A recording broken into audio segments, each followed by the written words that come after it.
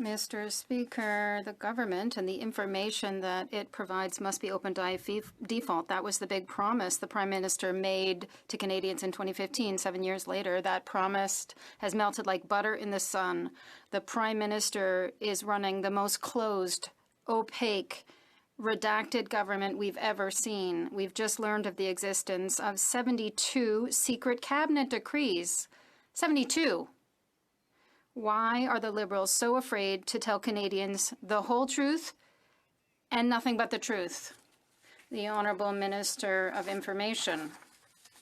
I want to thank my colleague for that question. The government has always had as a priority to be transparent with all Canadians while ensuring our responsibility not to compromise national security issues. That is why, through the Investment Canada Act, we are ensuring that investments and transactions benefit the Canadian economy, and I think that all parliamentarians can agree on that, given the need for confidentiality under the Act. The publication of some information on specific transactions is limited. We will protect national interest always.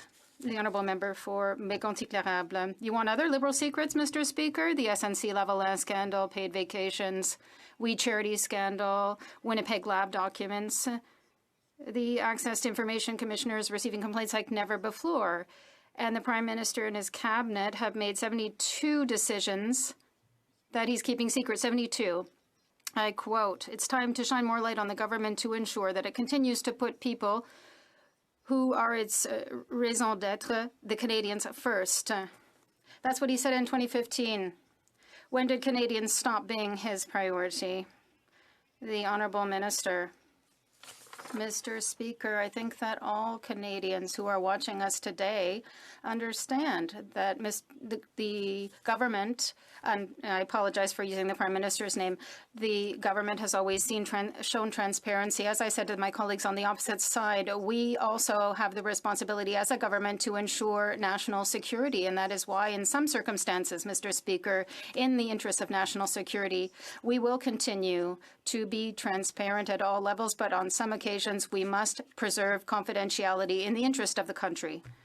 The member for Mégontic-L'Érable. Mr. Speaker, another murder in Laval this week in the middle of a restaurant in front of customers. People are afraid, but criminals are no longer afraid of the police. People feel abandoned by the Liberal government. Instead of sending a strong message to criminal gangs who use guns, the Prime Minister announces that they will be able to serve their sentences in the community with C5. Even Pierre Elliott Trudeau, back in 1976, understood there must be a minimum sentence for armed criminals.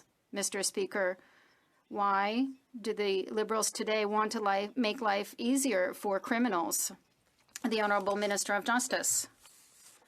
Mr. Speaker, we tabled C5 to address the issue of overrepresentation of Black and Indigenous peoples in the judicial system. Mandatory minimums and parole are measures used by judges when public safety and public order is not an issue and where incarceration is not the solution.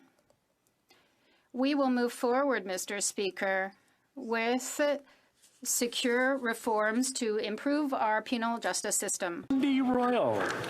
Mr. Speaker, the Montreal police suspect organized crime was involved when suspects entered a restaurant in Laval last night and shot a man to death while he was having dinner. Criminals are becoming more brazen, yet the Liberals still want to make sure that repeat offenders of violent crime won't face mandatory jail time with their soft on crime Bill C5. Through you, Mr. Speaker, will the Prime Minister abandon this soft on crime agenda and abandon Bill C5? Well, Minister. Mr. Speaker, the honourable member full well knows that serious crime will always be punished with serious offences will always be punished with serious sentences, Mr. Speaker. The kinds of crimes that he is referring to, Mr. Speaker, will never be the subject of a minimum mandatory penalty because they are serious in terms of their context.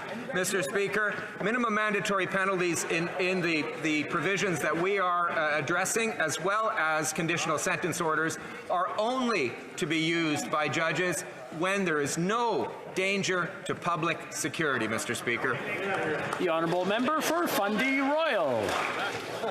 Well, Mr. Speaker, Canadians are urgently calling for help with rising gun crime rates, but the Liberals' Bill C-5, to be perfectly clear, will put repeat offenders of violent gun crimes back into Canadian communities.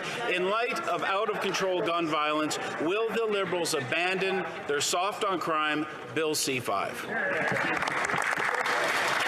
The Honourable Parliamentary Secretary. Thank you, Mr. Speaker. We're taking action to keep communities safe. We're increasing penalties for those who break the law. We're strengthening protections to prevent gender-based violence. We're fighting gun crime, and we're freezing the market for handguns. This is about the survivors and about all Canadian communities who are too often touched by gun violence. Canadians told us they want to see more action more quickly, and we're following through on our commitment to do more.